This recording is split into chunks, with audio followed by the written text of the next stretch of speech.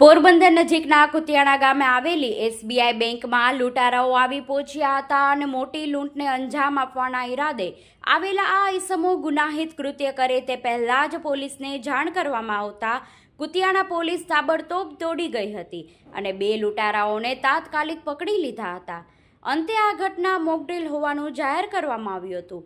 જિલ્લા પોલીસ અધિક્ષક ભગીરથસિંહ જાડેજા દ્વારા પોલીસની કામગીરી અને તેમની સતર્કતાની તપાસ કરવાનું હેતુ સાથે આયોજન થયું હતું, જેમાં કુતિયાણા પોલીસ સફળ રહી હતી।